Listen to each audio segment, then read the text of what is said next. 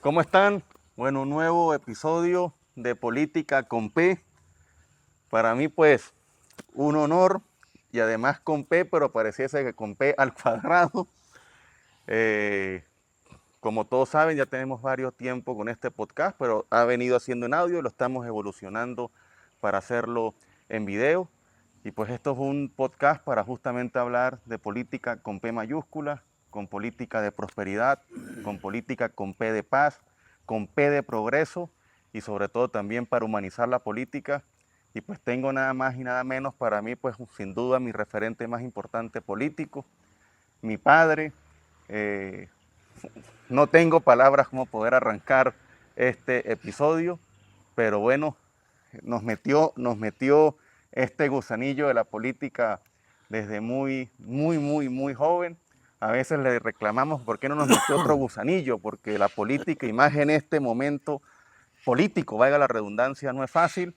Pero bueno, aquí seguimos y creo que hemos asumido con muchísimo imperativo histórico esta responsabilidad. La bendición. Dios me lo bendiga. Pero yo antes de comenzar quisiera el que aclarara de quién es el que va a entrevistar, si usted o yo, No, bueno, es importante. porque el periodista soy yo. Oiga, que tiene Así CNP es que, él, pero tenemos, y el Colegio Nacional de Periodistas también hemos hecho su apoyo correspondiente, y esto pues es un podcast que sencillamente lo usamos, usando son nuestras redes sociales, esto no va para ningún medio de radiodifusión, porque además nosotros respetamos la profesión del periodista. Yo te vi a ti sufrir después de unos cuantos años con esa profesión que le agarraste un cariño enorme, pero sí totalmente respaldamos el Colegio Nacional de Periodistas, porque hoy pues lastimosamente esa profesión vemos que se ha desvirtuado muchísimo, pero personas que ejercen el periodismo sin serlo, y eso es como el caso de nosotros los ingenieros, que venga un periodista a calcular una casa, es eso es correcto. totalmente ilógico. Sí, por eso desde el colegio exigimos el que quien, quien actúe en este medio, pues simplemente haga lo que hemos hecho todos, ir a una universidad y estudiar para que efectivamente pueda realizar la actividad de periodismo.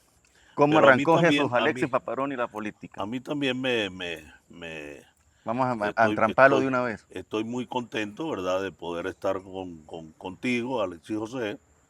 He venido viendo algunas de los trabajos que tú has hecho con otras personas y me ha encantado, me ha gustado mucho.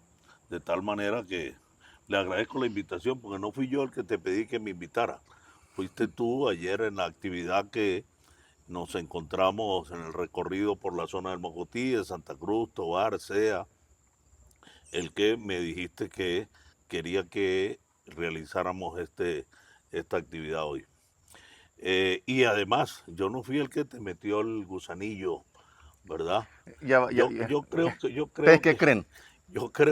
que eso viene de la familia. Yo no sé si tú recuerdas, si yo te he contado alguna vez, el que en mi casa yo llegué a ser secretario juvenil en Santa Cruz de Mora de Acción Democrática. Pero mi hermano Jorge, tu tío, que era mayor que yo, en ese momento era el secretario juvenil de COPEI. Y Enrique, que era mayor que yo y mayor que Que tío Jorge, Jorge. era el secretario juvenil del MEC. En mi casa, mi mamá era copellana y mi papá deco. En consecuencia, fíjese usted cómo es la familia. Hoy usted es el secretario general, Presidente. presidente de Primero Justicia, y yo formo parte de la dirección nacional de Un Nuevo Tiempo. Total que simplemente la conclusión que yo llego es que en nuestros hogares ha habido democracia, se ha respetado el pensamiento de la gente y por Así es. eso es que usted y Carlos Alberto están en Primero Justicia, yo estoy en Un Nuevo Tiempo. Eh, Alejandra, que es la otra hija, tenía buenos conceptos con Voluntad Popular. Ujú. Yo ahora ya no sé, ¿verdad?, dónde está ubicada. Estuvo muy cercana a Voluntad. Estuvo muy cercana en Voluntad cuando era estudiante universitario. De tal manera que definitivamente en nuestro hogar pues siempre hemos estado de una u otra manera ligados a alguna actividad de Pero orden creo que político. diste en el clavo y lo importante de rescatar esto, y más en un país tan polarizado como el que estamos viviendo, el justamente respetar las visiones de cada quien, así tú no estés de acuerdo con esa visión. Y creo que eso es parte de lo que hay que respetar en Venezuela. Pero ¿cómo empezaste la política? Bueno, realmente yo desde muy temprana edad recuerdo que estudiaba todavía sexto grado y comencé a leer mucho los libros, leía Mao Zedong, leía a Ernesto Che Guevara, leía el libro negro. Ujú. eh, y cuando salí a estudiar primer año, que me tuve que ir a estudiar al Liceo Félix Román Duque de Tovar, allí me encontré con una sorpresa en algún momento, porque yo me iba de cola de Santa Cruz a Tovar y regresaba de cola de Tobar a Santa Cruz. Hasta que de pronto un buen día, un señor en un Jeep blanco, en un Toyota descapotado blanco, se paraba y a varios de los muchachos que vivíamos en Santa Cruz, pero estudiábamos en Tobar, se paró un buen día, se bajó a una panadería que estaba allí donde nosotros nos parábamos a pedir cola, compró pan y nos dijo, muchachos, ¿para dónde van? No, para Santa Cruz, vamos que yo los llevo. Entonces nos llevó, pero además de llevarnos nos dio pan, ¿verdad? Esa fue una primera cola, pero después el Señor nos volvió a dar una y otra cola a varios de esos muchachos, hasta que un día me dice, mira, este, tú como que estudias con mi hijo, eh, ¿y eso quién es tu hijo? No, mi hijo es Alexis Altuve. Ah, claro, yo estudio con él, ¿vale? Ah, bueno, ¿y usted no está interesado en formar parte de la plancha este, a al centro de estudiantes del liceo? Digo, no, pues yo no lo he pensado eso, pero no me dijo más nada. Al otro día, cuando llegué al liceo, había una cartulina a mano y en donde estaba la plancha que Acción Democrática presentaba en las elecciones estudiantiles del Liceo Felipe Román Duque. Y allí yo era uno de los integrantes de esa plancha. Bueno, resulta ser que después el señor me invita a una reunión que se iba a realizar en casa de Emma Guerrero. Era una señora que vivía en el mismo barrio donde yo vivía en Santa Cruz. Y en la noche fui a esa reunión, ¿y para qué era? Para nombrar el Comité Juvenil de Acción Democrática del Comité Local El Mamón. Resulta ser, ¿quién resultó electo secretario juvenil de ese comité Ok. local? Bueno, su papá, ¿verdad? Y allí comenzó, tendría yo estar estudiando, imagínate tú, primer año, tendría 12, 13 años, y me convertí en el secretario juvenil del comité local El Mamón del el municipio Mora, porque todavía ni siquiera éramos distritos, ni Ajá. éramos Muni- municipios claro, en aquella época eran municipios y distritos, el distrito era mayor que el municipio. era mayor. Hoy son Municipios y parroquias, municipios y como si fuera parroquias. una parroquia a Entonces, lo Tobar que era realmente. una parroquia de Tobar. ¿Quién era Exactamente. ese señor? Bueno, ese señor era Moncho Altuve, que por cierto, ayer lo mencionó alguien allí en la actividad Sí, sí, en sí, en Tobar Tobar. y tuvo un excelente aplauso. Moncho Altuve fue diputado, era el secretario de Organización de Acción Democrática. Bueno, y allí comenzamos, allí comenzó mi actividad. Y luego me convertí en miembro del Buró Juvenil Municipal, luego fui secretario juvenil municipal, fui secretario juvenil del distrito, fui miembro del Buró Juvenil Seccional, después en alguna oportunidad conocí a Héctor Alonso López, con quien nos ayudó muchísimo. Recuerdo que Héctor Alonso llegó a Santa Cruz con Carlos Andrés Pérez, que fueron a inaugurar el Liceo Eutimio Rivas y llegaron en un helicóptero. A mí eso me llamó La enormemente la atención. atención, porque bueno, un helicóptero en Santa Cruz de Mora no hace mucho tiempo, y no pongamos para que no nos comiencen a calcular. Y allí conocí a Héctor Alonso, le pedimos a Héctor Alonso que nos ayudara para la construcción del estadio y nos dio una cita para que lo buscáramos en Mérida. Bueno, nos vinimos un grupo de muchachos, en donde por cierto estaba dentro de ese grupo estaba tu tía Nitalba, Ajá. ¿verdad? Que estudiaba Tía conmigo, materna. tía materna, que estudiaba conmigo allá en el colegio. Héctor Alonso nos atendió de manera extraordinaria, se fue con nosotros, fuimos a Mindur, allí lógicamente era diputado, lo recibió el director de Mindur y allí quedó prácticamente el proyecto del Estadio de Santa Cruz que comenzó a desarrollarse. Y allí comenzamos una relación muy bonita con Héctor Alonso López y después fui miembro del Buró de Educación Media Nacional del partido. eh, y después, bueno, conocí a otros grandes hombres que yo diría que son parte de la inspiración, así como lo fue Héctor Alonso, también fue Rigoberto Enríquez Vera y fue Edilberto Moreno. Después también compartí muchas experiencias dentro de la política con el doctor José Mendoza Angulo. Realmente hombres que de las cosas que aprendimos de ellos, fundamentalmente fue el que las cosas tenían que ser correctas, unos hombres de una honestidad extraordinaria y bueno, eh, de ahí en adelante ustedes saben lo que ha ocurrido. Yo fui concejal en Santa Cruz de Mora. Pero muy joven además, 21 añitos Sí, era. bueno, yo tenía 21 años cuando efectivamente resulté electo concejal. A los 25 años resulté electo diputado de la Asamblea Legislativa. A los 26 años fui presidente de la Asamblea Legislativa. Estuve en la presidencia de la Asamblea durante 3 años consecutivos. Luego el presidente Carlos Andrés Pérez me llamó para que asumiera la gobernación del O estado. sea, tú, Estuve tú allí. fuiste, tú has sido el gobernador más joven que ha tenido Venezuela. Sí, apenas tenía en ese momento 30 años, terminaba de cumplir. Habría que revisar si era, si creo que es Alafeo o tú, pero creo que la competencia está allí. Hay que revisar eso. Bueno, total que, y una de las cosas que a mí me hacen sentir con cierta satisfacción es que después de haber ocupado esos cargos, después de algunos años que intenté retirarme de la política, regresé y me incorporé con la mesa de la Unidad Democrática.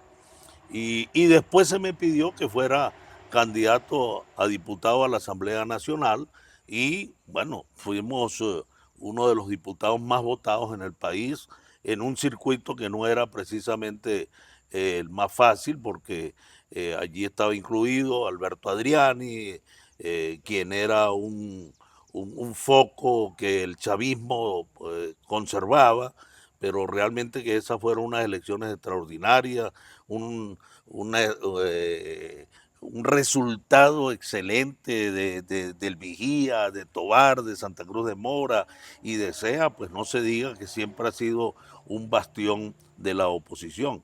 Entonces, el haber ocupado esas posiciones, luego de haber tenido estas responsabilidades de gobierno, no es fácil para cualquier persona porque, bueno, ahí está la evaluación, pues. Sí, no, y en política creo que es uno Pero de los. además, Alex, yo creo que, y perdone, esto no es petulancia y no me gusta hablar en primera persona, pero creo que soy el único merideño que ha ocupado todas esas posiciones, Claro, desde de concejal concejal, diputado de la Asamblea, presidente de la Asamblea, gobernador y y, diputado de la Asamblea y Nacional. O sea, diputado de la todo, Asamblea Nacional, y se ve justamente el crecimiento es justamente desde lo más local, que es el el concejal. municipio. Pero aparte que la política da muchas satisfacciones, pero también es un oficio muy señalado, muy desagradecido. eh, Se generan N cantidad de mitos y de historias y de cualquier elucubraciones, pero el que tú hayas podido ocupar todos esos cargos y pese a cualquier cuento y a cualquier cosa, el poder caminar en la calle con la frente en alto, creo que eso es parte de los Ah, bueno, ejemplos esa es que. parte de la cosa y eso es parte de lo que yo te he dicho a ti y le he dicho a los compañeros que están al lado de uno, que si se quiere meter a político, olvídense de hacerse rico en la política. En la política nadie se hace rico. La única manera de hacerse rico en la política es convirtiéndose Corrupto. en corrupto, así es. En consecuencia, porque la política es para servirle a la gente. Y por eso, Alex José, usted muy pequeño, ¿verdad? Me veía, Fíjate que tú debes recordar que yo era presidente de la asamblea y vendía bolsas para sembrar café. Es más, para los viveros. para los viveros. Debes de recordar que unas vacaciones que nos fuimos al oriente, a las playas del oriente, nos fuimos en mi camioneta y la camioneta iba full de bolsas, porque la paca Sanare y la paca de allá del oriente me habían pedido unos cuantos miles de bolsas. Esa ganancia, esas bolsas fue con las que pagamos las vacaciones que nos fuimos todos y llevamos hasta tu abuelo, a mi suegro. Total que, y así sucesivamente, Claro, tú me has visto. porque siempre te has dedicado, nos hemos dedicado no solamente a la política, sino inventando cuanto negocio, cuanta cosa y sobre todo en el tema del agro, que bueno, hoy en día pues la situación, repito, a los que estamos en esto pues a veces sentimos que tenemos un reflector en la nuca, en un sistema, pero bueno, esperemos que en los próximos menos de 60 días de manera pacífica y democrática pudiéramos salir de este Sí, hemos sistema. hecho. Pero por lo menos tú me decías, o sea, recordabas y creo que yo debo ser el único de esta nueva generación, entre comillas, porque bueno, ya me estoy quedando sin pelo, pero que tuve la gran suerte, el gran honor de recorrer este estado con personas como Rigoberto Enríquez Vera, personas como Gilberto Moreno, personas como José Mendoza Angulo.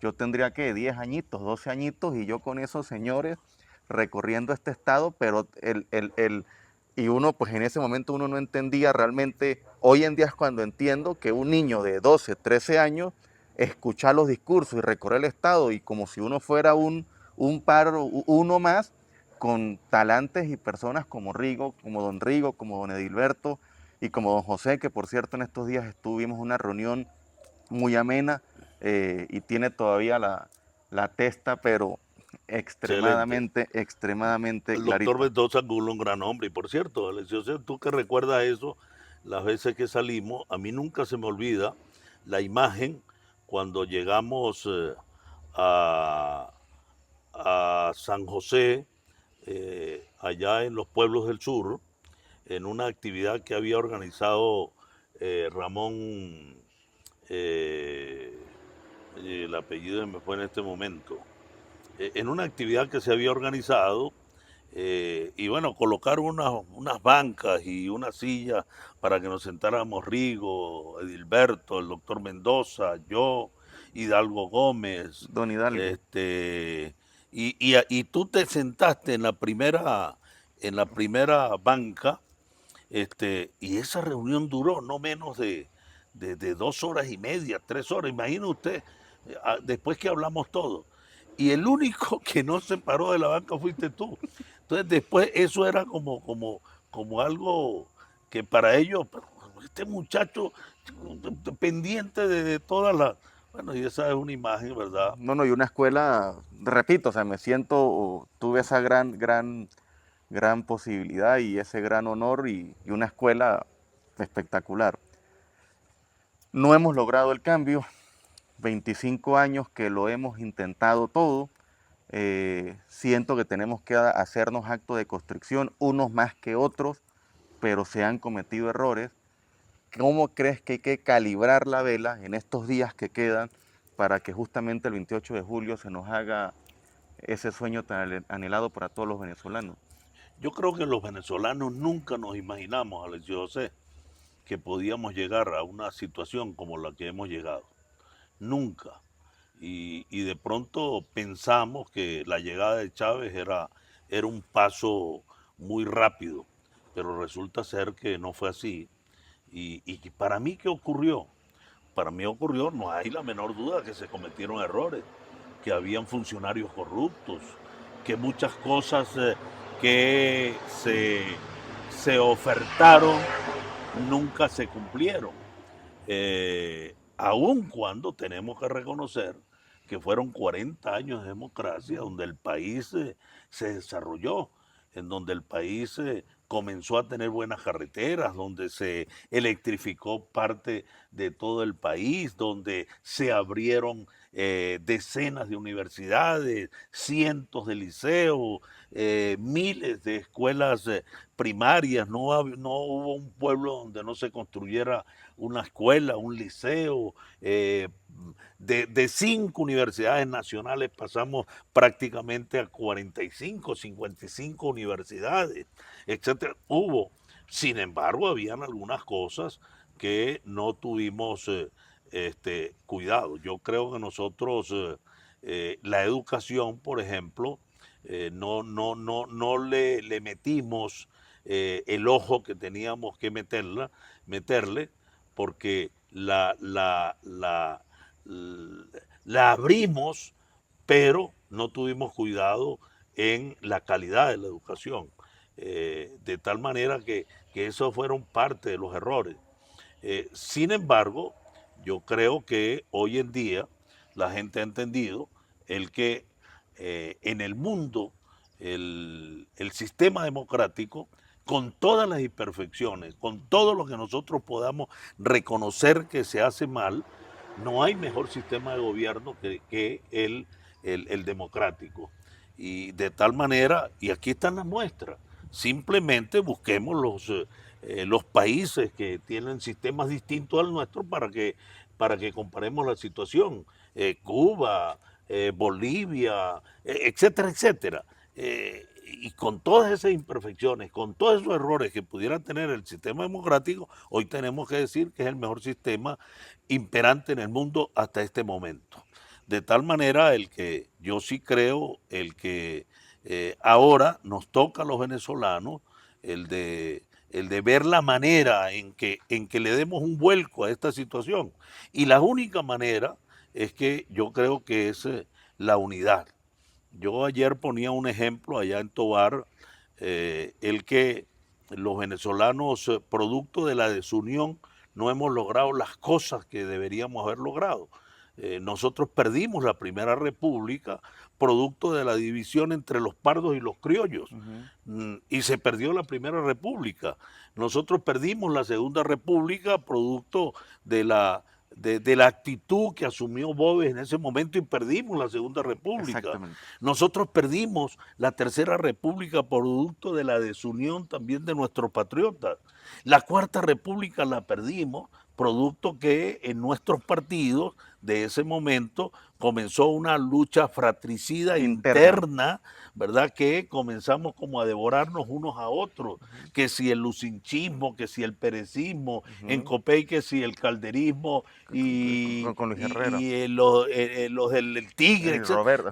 Pero además que eso ocurría internamente, también yo he dicho, y tengo que decirlo, los sectores económicos comenzaron también a pensar en la posibilidad de ponerle la mano a ese chorro de dinero, de dólares que le entraban al país producto de la venta del petróleo. Y la manera en que vieron para ellos poder llegar a asumir el poder era destruyendo los partidos. Y se generó una conseja en el país donde ser adeco, ser copellano, era sinónimo de corrupción. Y alguna gente que nos está viendo debe recordar, por ejemplo, la novela famosa de Radio Caracas Televisión por estas calles, cuyo objetivo era una novela que iba a durar 3 meses y duró unos cuantos años, cuyo objetivo era hacer ver que los políticos eran unos corruptos siempre, y vean lo que nos llevaron, ¿verdad? En consecuencia generaron esa... Y que lo dijo el presidente Pérez, que está la sociedad venezolana en busca de un vengador, y pues ahí tuvieron su vengador, y yo sí lo reclamo, porque mi generación, que no conocemos otra cosa sino esto, yo era menor de edad en 1998, entonces la sociedad que logró, que podía votar y que votó mayoritariamente por Hugo Chávez Frías, lastimosamente ustedes, a una generación como la nuestra, ya casi prácticamente 2, 3 generaciones, sencillamente hicieron que nuestros sueños se truncaran, y como miles de venezolanos han tenido que irse a otros horizontes para poder cumplir sus sueños. Entonces, como a veces por sencillamente llevarse por lo que tú dices, por el viento o parecerse veleta, como una sociedad puede equivocarse, y mire a lo que hemos llegado. ¿Qué cambiarías sé que la política genera demasiados sacrificios, lo vivimos en carne propia, por esta pregunta siempre se la hago y obviamente no puedes aprovecharla menos contigo. ¿qué cambiarías del pasado o qué sacrificio que has hecho de la política cambiarías o estarías arrepentido o no estás arrepentido de nada? Bueno, yo creo que parte de lo que en el pasado cometimos es que nuestros partidos se volvieron autócratas y entonces se perdió la democracia interna. Más nunca volvimos a elegir a los dirigentes. Por ejemplo, yo le conté al principio el que a mí me eligieron como secretario juvenil de un comité local, me eligió un grupo de muchachos que eran los que vivían en ese barrio y que eran hijos de ADECO, porque en ese momento, ¿verdad? Esa era la circunstancia, pero me eligieron. Entonces salía uno como con fuerza. Y recuerdo que cuando me eligieron también secretario juvenil del municipio, hoy parroquia del municipio Claro, Mora, claro, que dependíamos del de distrito Tobar. Tovar, me eligió también una gran asamblea. Cuando me eligieron, cuando me nombraron secretario de organización, fue a través de una convención, a través del voto. Esas cosas se perdieron. Entonces después comenzaron, entonces era que si el jefe regional era el que decidía, si usted no estaba de acuerdo con el jefe regional, te cambiaban. Y ahora ya ni siquiera es el jefe regional, sino que es el jefe nacional. Entonces, cada uno de nuestros partidos, ¿verdad? Perdió realmente esa parte que es la democracia. Yo cambiaría eso, ¿verdad? Yo creo que hay necesidad de que los partidos que son necesarios para los sistemas que nosotros tenemos, para el sistema democrático, tienen que volver a que sus dirigentes sean producto de elecciones, sean producto del pensamiento de los integrantes de De ese ese partido. partido. Esa es una de las cosas que Y realmente del tema cambiaría. personal, No, yo me siento, ¿verdad?, satisfecho. Yo creo, ¿verdad?, que la vida ha sido conmigo. Yo he dicho que soy un protegido de Dios, Alicio José, porque desde el punto de vista profesional, yo, como tú lo sabes, me gradué de maestro, luego me gradué de licenciado, hice mi posgrado, pude estudiar periodismo. En la actividad docente, donde estuve 32 años, yo fui por primera vez maestro rural allá en la aldea San Francisco de Tovar, y luego fui maestro en el grupo escolar Los Curos, luego fui maestro de primaria en la escuela, perdón, fui maestro en Santa Cruz de Mora en el grupo escolar Carlos Serpa, luego fui maestro de primaria en el grupo de Los Curos. Allí subí el escalón de convertirme en su director. Luego fui su director y director encargado de la escuela Fermín Ruiz Valero. De allí salí siendo supervisor. Y me jubilé siendo supervisor de educación de adultos, que me tocó, por cierto, la última responsabilidad fue en el Vigía, donde yo era el supervisor de todas las escuelas nocturnas del municipio Alberto Adrián. Allí me gradué como maestro. Entonces, desde el punto de vista profesional de mi educación, yo logré, me siento exitoso. En lo que no me siento exitoso es en la jubilación que tenemos eso te iba a decir, porque, los docentes. porque un sueldo en los 70, 80 de maestro, No, con eso pude comprar carro, les pude dar educación a ustedes, con el sueldo de maestro. así es, Y además, que es que uno siempre ha tenido otras claro. actividades. Tú tienes que recordar cuando con nuestros parientes, los Sindoni, a mí me dieron la distribución de pasta Sindoni Ujú. y todos los productos Sindoni para el Estado Mérida, y estuve vendiendo pasta Sindoni, puse en Por el eso yo Vigía. era gordito de chiquito, que era puro pirulín. Pero también debes de recordar que producto de tu ida a estudiar al Liceo Militar Jáuregui, allí conocí a la dueña de una fábrica de helados, y luego yo, Bueno, es que en tu tema sentimental sí creo que bueno, pero pudiéramos hacer otro podcast. bueno, en consecuencia siempre hemos estado haciendo algo. Y tú recuerdas que yo vendí helados por toda la También. Panamericana. compré veintitantos freezer y les entregué a mucha gente por la Panamericana y traía los helados en la grita y vendíamos allí. Pero tú también te recuerdas y tú me ayudaste. Las primeras veces, cuando llegó precisamente este gobierno, que nos quitaron la jubilación de diputado de la Asamblea, en donde me vi obligado a buscar hacer otra actividad. Entonces inventé una hojita que ustedes fueron y las metían por debajo de la casa, donde invitaba a la gente a hacernos los pedidos por teléfono de las hortalizas que iban a necesitar ese fin de semana. Y la gente desde el lunes al jueves llamaban a mi casa, allí anotábamos, ¿verdad? Que si 1 kilo de tomate, que si 2 kilos de cebolla, etcétera, etcétera. Y los sábados, Se repartía. contigo y con Carlos Alberto, íbamos y repartíamos.